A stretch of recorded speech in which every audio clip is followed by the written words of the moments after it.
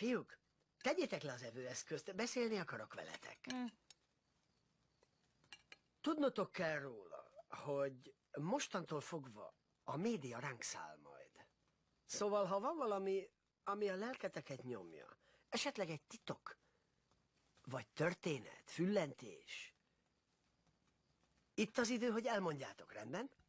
És ha bevalljátok, itt a család előtt, nem leszünk dühösek. A suliban a számra vettem az úr nevét.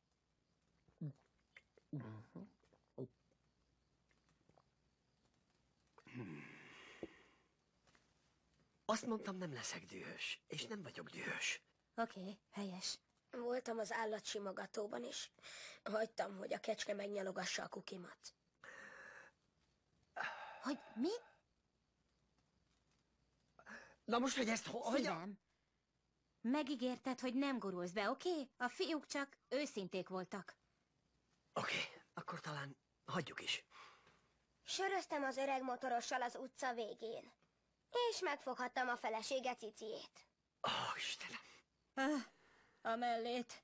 A plázában mindig elbújok a lépcsőházban, és befotózok a nénik szoknyája alá. Egy egész albumnyi nuni képen van az ágy alatt. Szent János bogarat dugtam a seggembe. Miért? Hogy világítson a pukim. Istenem.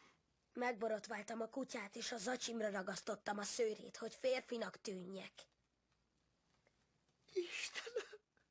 Ha Drew Carey van a tévében, magamhoz nyúlok. Egek, oké, ennyi volt el. Kapzsi kecsketoszók!